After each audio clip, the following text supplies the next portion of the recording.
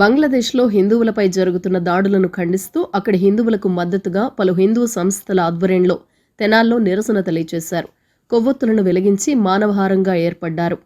పట్టణ గాంధీ చౌక్లో శనివారం సాయంత్రం వివిధ హిందూ సంఘాల నేతృత్వంలో కొవ్వొత్తులను వెలిగించి మానవహారం ఏర్పాటు చేశారు.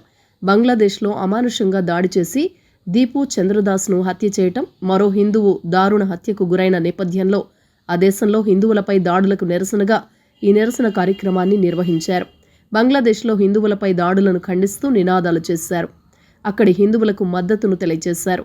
హిందూ చైతన్య వేదిక, విశ్వ హిందూ పరిషత్, విశ్వ హిందూ సంఘాల ఐక్యవేదిక ఆధ్వర్యంలో జరిగిన కార్యక్రమంలో జిల్లా సహ సంయోజక పొట్టి మూర్తి, లక్ష్మీ శ్రీనివాస, కారంపూడి రమాదేవి, తాడేపల్లి మూర్తి, మాజేటి శారద, విహెచ్పి నుండి Kota Rajesh, Ramanjaneyulu, BJP west mandal president Sandeep Raju, Adapa Sampath, Nandakishore, Maila Harikrishna, Janasena నేతలు Kota Punnarao, Ammisetti Harikrishna, MPTC B Prithvi, Vechcha Sam, Thunuguntla Vijay Kumar, VHP ప్రధాన కార్యదర్శి రామాంజనేయులు పాల్గొన్నారు. గత 8 నెలలుగా బంగ్లాదేశ్లో హిందువులపై అమానుషమైనటువంటి దాడులు, హిందూ మహిళల్ని అత్యాచారాలు చేసి చంపడం చాలా సర్వసాధారణమైపోయింది. గత 8 నెలల్లో హిందువులపై జరిగిన దాడులు 2800. దాంట్లో 2000కు పైగా కేవలం హిందూ మహిళల మీద అత్యాచారాలు. సో అంత దుర్భరమైనటువంటి పరిస్థితుల్లో ఈరోజు బంగ్లాదేశ్లోని హిందువులు బతుకుతూ ఉన్నారు. అవన్నీ కూడా చూస్తూ ఉంటే మనసంతా కూడా కలిసివేస్తూ ఉంది. బంగ్లాదేశ్ మనకి ఎంతో దూరం లేదు. బెంగాల్కి బంగ్లాదేశ్కి ఒక అడిగే దూరం. గాజాలో ఏదేదో జరిగిపోయిందని చెప్పి లేచిన నోర్లు ఈ రోజున బంగ్లాదేశ్లో 2800 దాడులు జరిగితే మహిళల మీద కనీసం కిమ్మలు లేవు. సో ఈ పరిస్థితి అంతా మారాలి. బంగ్లాదేశ్ హిందువులకి, ముఖ్యంగా బంగ్లాదేశ్ మైనారిటీ ఆడపిల్లలకి, బంగ్లాదేశ్ మహిళలకి కూడా న్యాయం జరగాలి. బంగ్లాదేశ్లో మొన్న గత 22 రోజులుగా జరిగినటువంటి సంఘటన చూసుకుంటే 22 రోజుల్లో 12 మందిని చంపేశారు. అంతా కూడా మన హిందూ స్త్రీలని మానభంగం చేశారు. అందులో 1000 మంది పైచిలకు 15 సంవత్సరాల లోపు పిల్లలు. అంటే అక్కడ ఏ రకంగా మనం హిందువులు బాధించబడుతున్నారు మతం పేరుతో. మనందరం కూడా బంగ్లాదేశ్ మనకి ఎంతో దూరంలో లేదు. మన హిందువులందరం కూడా మనం మేల్కోకపోతే అదే పరిస్థితి ఇక్కడికి రావచ్చు. కాబట్టి మన దగ్గరలో ఎవరైనా బంగ్లాదేశీయులు కానీ ఎవరైనా ఉన్నట్టయితే మనందరం ఇది ఒక బాధ్యతగా గమనించి వాళ్ళని మనం చట్టానికి పట్టించాలి.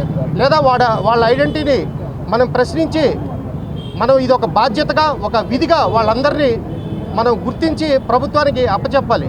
ఇప్పుడు ఫర్ ఎగ్జాంపుల్ తెనాల్లో తీసుకుంటే మగ్గం వర్క్ చేసేవాళ్ళు బంగ్లాదేశ్ సైడ్ నుంచి, అంటే కలకత్తా సైడ్ నుంచి చాలామంది వచ్చారు.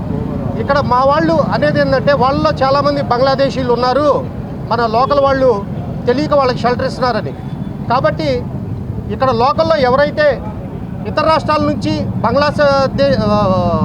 బెంగాల్ నుంచి వచ్చిన వాళ్ళు ఎవరైతే ఉన్నారో, వాళ్ళని పనిలో పెట్టుకున్నారో, వాళ్ళని ఒక్కసారి మన దేశ భద్రత దృష్ట్యా మన ప్రాంతంలో ఎటువంటి అవాంఛనీయ సంఘటనలు జరగకుండా ఉండాలి అంటే వాళ్ళ ఐడెంటిటీని మీరు ప్రశ్నించండి. వాళ్ళు ఏదో 100 రూపాయలు తక్కువకు వస్తున్నారు, మనకి డబ్బులు మిగిలితే అని ఆలోచించద్దు.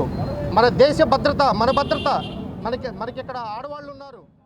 బంగ్లాదేశ్లో ఈరోజు మానవత్వం మొత్తం మంట కలిసిపోయింది. ఒక్కరు కూడా ఈరోజు ప్రశ్నించే అవకాశం లేకుండా పోయింది.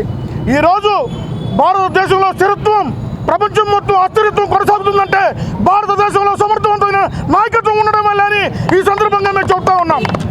దేశంలో, ఈ భారతదేశంలో ఏ కులం, ఏ మతం అనేది లేకుండా లౌకికంగా భిన్నత్వంలో ఏకత్వంలో భిన్నత్వంగా బతుకుతూ అందరం మమేకమై అన్నదమ్ములా బతుకుతున్నటువంటి ఈ దేశం సురక్షితంగా ఉందంటే నరేంద్ర మోడీ లాంటి నాయకులు, పవన్ కళ్యాణ్ లాంటి నాయకులు ఈరోజు దేశంలో ఉండడమేనని మేమందరం కూడా ప్రగాఢంగా నమ్ముతా ఉన్నాం. ఈరోజు ప్రపంచవ్యాప్తంగా తీవ్రవాదాన్ని ఎంకరేజ్ చేసే ప్రతి నాయకుడికి, దేశంలో ఉన్న ప్రతి నాయకుడికి